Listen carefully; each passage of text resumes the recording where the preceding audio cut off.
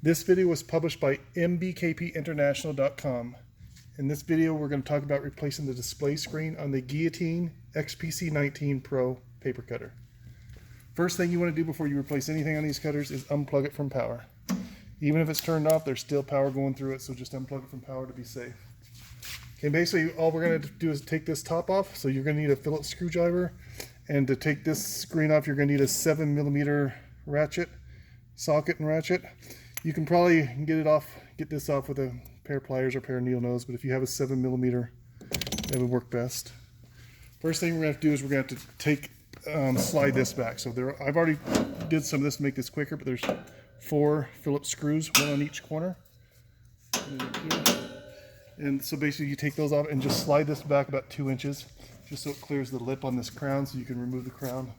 And then the crown, there's 2 on each side. There's 2 on this side, and there's 2 on the other side. And then again, they're Phillips. Just remove those. And once you do that, you can just lift this straight off. If you're by yourself, you can just kind of lift up the left side a little higher and hook it behind this plate. And you're looking for this little plate here. It's got 2, or little board here. It's got 2 data wires plugged into it. This is the one, it's usually this first one, but they sometimes cross it. So this one here you can see is the one going to it because it's going up.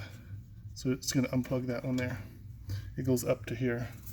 So with that unplugged, you can just take this whole thing off and take it to a workbench. Okay, I got it in place on a workbench upside down. And basically, here's the board. You can see the front of the screen here. Let's show it here. You can see it right here. So this is the back of it. And it's going to have a data wire on it. You can just leave that on there.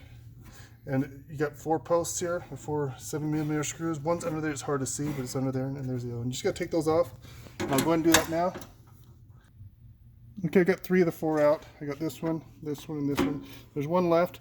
And on these bottom ones, it's actually the top of the crown, but this is upside down. They're kind of like recessed in a hole there a lot of times on these crowns. And sometimes it's hard to get the actual socket on it. So when you start loosening it, it starts sinking in there sometimes. So a lot of times you can push here, which would wherever the screw is on here, and then push on this side for the other one.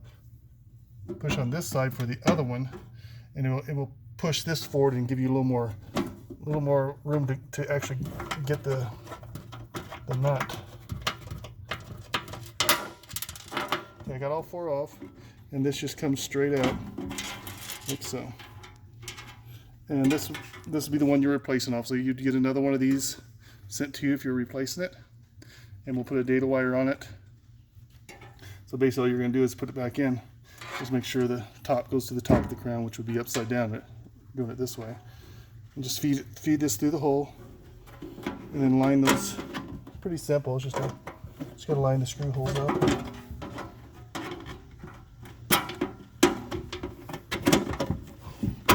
Okay, they're all lined up. Now all I'm going to do is reverse the process and put these nuts back on these 4 posts. Okay, I got all these back on, and basically you're just going to lightly snug tight these because they'll strip on you. Not the nut or the post itself, but it goes into this plastic, and it will just spin around in the plastic if you go too tight. So it's just a light snug tight just to get this up against the crown and just where it's not wobbling, where you can get it and you can shake it back and forth. Just a light snug tight just to get it good enough there. And that's basically it. We're just going to take this back and put it back on. Okay, we're basically going to put this back on. You should have that data wire hanging down there. And since I'm doing this myself, this is how I do it. If you have a second person, they can just plug it in for you there, and then you can just go on down.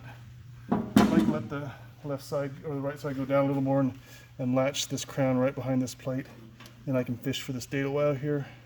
And you just got to make sure you get all 4 prongs in there. Just check it, look at it closely. Don't miss any of the prongs on either side. It should plug in very simple and easy. And then from there you can lift it up and put the crown all the way back down if you're by yourself here.